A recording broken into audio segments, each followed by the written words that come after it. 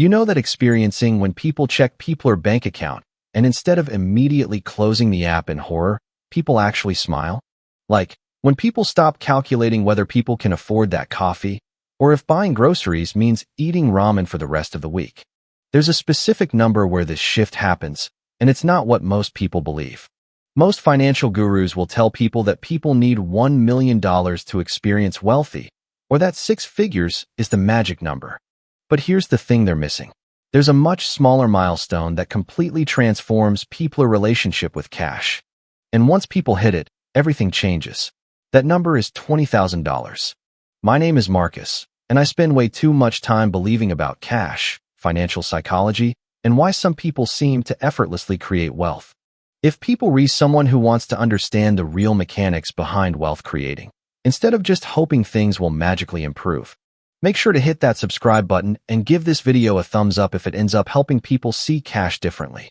Now, before we dive into why $20,000 is the real game changer, let me ask people something. Honestly, when people believe about creating wealth, what comes to mind? Maybe people picture some trust fund kid who never had to worry about cash. Honestly, or perhaps people imagine someone grinding away for years, slowly accumulating wealth $1 at a time. The truth is, wealth creating doesn't work the way most people believe it does. Here's what actually happens. There are certain financial thresholds that act like invisible barriers. Once people cross them, the rules of the game completely change. $20,000 is the first major threshold. That separates those who will create significant wealth from those who will spend their entire lives living paycheck to paycheck. And the crazy part is, most people have no idea this threshold even exists. Think about it this way. If people ever tried to push a heavy boulder up a hill, people know that getting it started is the hardest part. You're straining, sweating, making very little progress, and questioning whether it's even possible. But once people create enough momentum, something magical happens. The boulder starts moving faster. And eventually, when people reach the top, it rolls down the other side almost effortlessly. $20,000 is that turning point where people's financial boulder finally crests the hill. Everything before this point experiences like people pushing uphill against gravity. Everything after this point experiences like gravity is working in people's favor. But here's where it gets really interesting. And this is something that will probably surprise people. The difference isn't just mathematical. It's not simply that people have more cash to invest, or that people's returns are larger in absolute terms. The real magic happens in people's brain. When people don't have cash saved, people's brain operates in what psychologists call survival mode. Every financial decision is filtered through fear and scarcity. You take the first job offer that comes along, even if it's terrible, because people can't afford to be picky. You stay in situations people hate because leaving experience is too risky. You say yes to things people don't want to do because people need the cash. This isn't just about being practical or responsible. When people in survival mode, people's brain literally can't believe about growth and opportunity. It's like trying to plan a vacation while people's house is on fire. Your mental bandwidth is completely consumed by immediate threats. Honestly, and short-term survival. But something remarkable happens when people cross that $20,000 threshold. Honestly, suddenly, people's brain has the space to believe differently. Instead of asking how do I survive until next paycheck, people start asking how can I grow this cash? Instead of being reactive to whatever financial crisis pops up, people become proactive about creating wealth. Research from Vanguard shows that having just $2,000 in emergency savings increases people's financial well-being by 21%. $2,000, that's less than most people spend on a vacation or a fancy laptop. But that small buffer creates a massive psychological shift, because it moves people out of pure survival mode. When people push that emergency fund to 3 to 6 months of living expenses, which for most people lands somewhere around $20,000, people get another 13% boost in financial well-being. But more importantly, people now created enough breathing room for people's brain to start believing about wealth creating instead of just wealth preservation. Here's where the math starts getting really exciting. Let's say people saving $1,000 every month and earning an 8% return on people's investments. Getting to people's first $20,000 takes about 19 months of consistent saving and investing. That's a year and a half of discipline, sacrifice, and delayed gratification. It's not easy, and frankly, most people give up somewhere along the way. But here's the part that will blow people's mind. Your second $20,000 doesn't take another 19 months. It only takes about 17 months. Why? Because now People VE got that first $20,000 working alongside people's monthly contributions, generating its own returns. Think about this for a second. People did the exact same amount of work, saved the same amount of cash each month, took the same level of risk with people's investments. But people shaved 2 full months off the timeline just because people had more cash working for people. All right, that's the power of compound interest starting to kick in. By the time People going for people's third $20,000, the timeline shrinks even more. Your cash is doing an increasing share of the heavy lifting, while People putting in the same effort. And when people get to the really big numbers, the acceleration becomes almost comical. Once people hit $400,000 in people's investment portfolio, people can generate people's next $20,000 in just 5 months. The same amount that took people nearly 2 years to save initially is now happening automatically through people's investments. That first milestone experience is impossible, but every milestone after that gets progressively easier. Now people might be believing that wealthy people have access to some secret investment world that regular folks can't touch. Like there are exclusive hedge funds or special opportunities that only unlock once people reach certain wealth levels. And while there is some truth to that at the ultra-high end, it's not what's driving this $20,000 phenomenon. The real secret is much simpler and honestly, much more encouraging. It's just basic mathematics working in people's favor. When people invest $1,000 and it grows 10% in a year, people make $100. Take that exact same 10% growth rate and apply it to $10,000, and suddenly people looking at $1,000 in profit from the same investment. Same time frame, same level of risk. This is why hitting $20,000 experience is like such a turning point. Up until that point, people's investment returns experience almost insignificant because people working with smaller amounts. Honestly, a 10% return on $2,000 is $200. Nice, but not exactly life-changing. But a 10% return on $20,000 is $2,000. Now we're talking about cash that actually matters. When People VE got $20,000 sitting in investments earning 8% annually, that's $1,600 flowing into people's account over the course of a year, without people having to lift a finger. Money people didn't have to earn through people's job. Money that showed up because people's existing cash was working on people's behalf. The investment strategy isn't any more sophisticated than what someone with $1,000 can use. You can buy the exact same index funds, use the same brokerages, follow the same basic principles. The only difference is scale, and that scale transforms small percentage wins into real financial progress. Honestly, but here's the part that most people completely miss, and it might be the most important point in this entire video. When people save $20,000, People VE actually accomplish something far more valuable than just accumulating cash in a bank account. You've fundamentally rewired people's brain and built the most important financial habit people ever develop.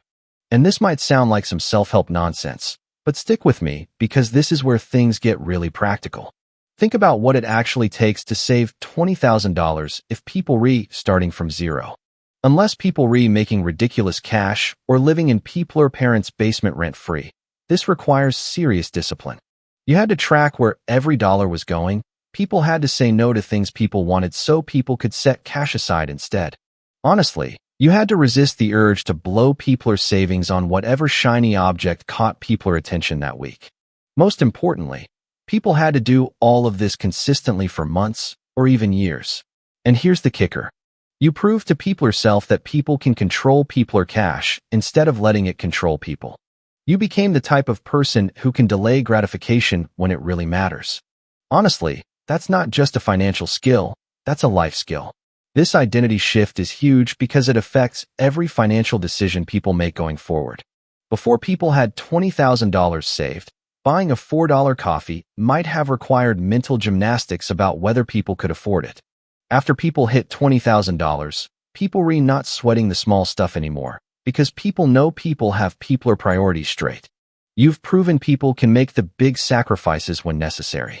But there's another psychological shift that happens at this level that most people don't talk about. You start seeing opportunities instead of just threats. When people living paycheck to paycheck, every unexpected expense experiences like a disaster. Your car needs repairs, people's laptop dies, people's rent goes up. These aren't opportunities, they're financial emergencies that derail people's entire month. But when people have $20,000 in the bank, these same events become minor inconveniences at worst. Your car needs repairs? Annoying, but not catastrophic. Your laptop dies? Time to upgrade to something better. Honestly, your rent goes up? Maybe it's time to finally look for a better place or negotiate people's salary even better. Even better, people start noticing opportunities that were always there, but people couldn't take advantage of before. Your friend mentions they're starting a business and looking for investors. Before, people would have thought, that sounds interesting, and moved on. Now people can actually consider whether it's worth throwing $5,000 at it. A killer deal pops up on a rental property that needs some work.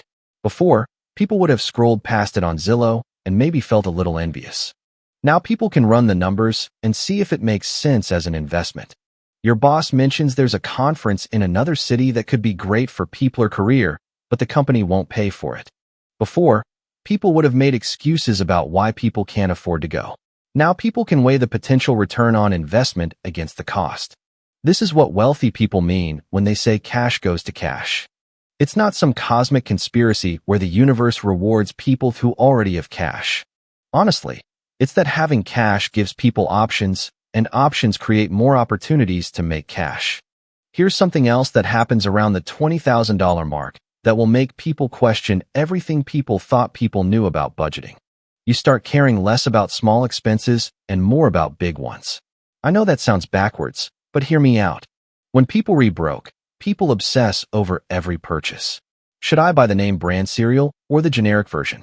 Is it worth spending $3 on coffee when I could make it at home? Should I get the premium gas or the regular? These decisions consume mental energy because every dollar experience is precious. But when people have a solid financial foundation, people realize these micro decisions are largely irrelevant.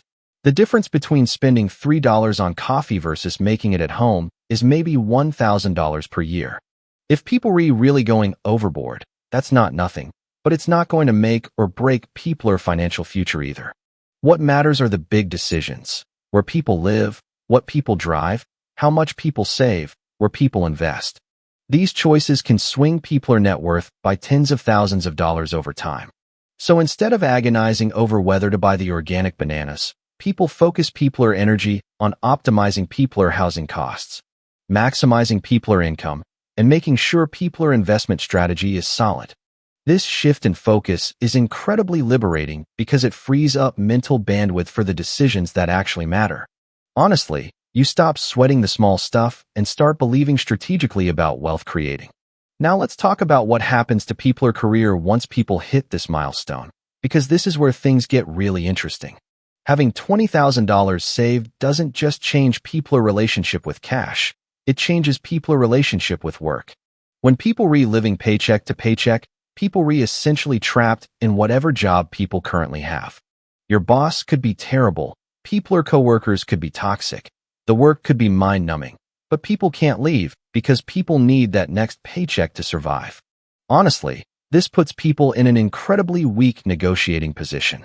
You can't ask for a raise because people are afraid they might fire people. Honestly, you can't push back on unreasonable demands because people need the job more than they need people. You can't explore other opportunities because taking time off for interviews experience is too risky. You're stuck, and everyone knows it. But $20,000 changes the entire dynamic. Suddenly, people have what I call walking away cash. You could quit tomorrow and survive for months while people find something better. This doesn't mean people should be reckless or burn bridges unnecessarily, but it means people renegotiating from a position of strength instead of desperation. Honestly, this psychological shift affects everything about how people approach people's career. You start asking for the raise people deserve because the worst they can say is no. And people be fine either way.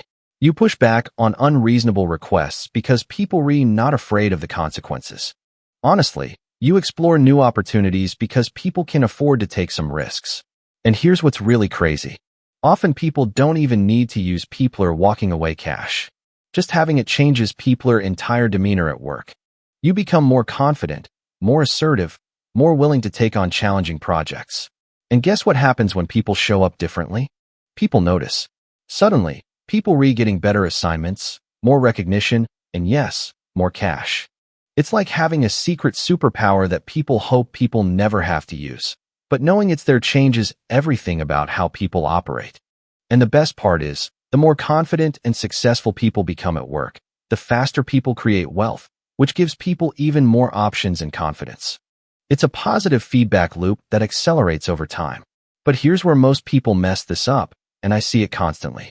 They hit $20,000, experience that psychological shift, and then immediately blow it on something stupid. Maybe they decide they deserve a new car since they've been so disciplined, or they take an expensive vacation because they've earned it. Honestly, or they use it as a down payment on a house they can't really afford. Don't do this. That $20,000 is not a reward for good behavior. It's the foundation of people's entire financial future. It's the seed that grows into generational wealth, if people are patient enough to let it compound instead. And that will probably make people laugh or cry depending on people's current situation. The average person spends more cash on their car over their lifetime than it would take to achieve complete financial independence. Think about that for a second. Between car payments, insurance, maintenance, and gas, most people are dropping $600 to $800 every single month on transportation. Over a 40-year period, that's easily $400,000 or more just to get from point A to point B. Meanwhile, they're complaining that they can't afford to save for retirement. It's like watching someone spend a fortune on a gym membership they never use, while complaining they can't afford to eat healthy food. Here's the thing that makes this even more ridiculous. The moment people drive a new car off the lot, it loses about 20% of its value. Honestly, so people not just spending cash, people actively destroying wealth. Compare that to investing the same amount in a diversified portfolio. Honestly, instead of watching people's cash evaporate, people watching it multiply. But I get it. Cars are emotional purchases. You want something reliable, something that looks good, something that makes people experience successful. And there's nothing wrong with that. As long as people understand what people trading off. That car payment might make people experience wealthy, but it's actually keeping people poor. This is where having $20,000 saved completely changes people's perspective on major purchases. Instead of believing, can I afford the monthly payment? People start believing, what is this really costing me in terms of opportunity? That $30,000 car isn't just $30,000. It's $30,000 that could have grown to over $200,000 in people's investment account over 20 years.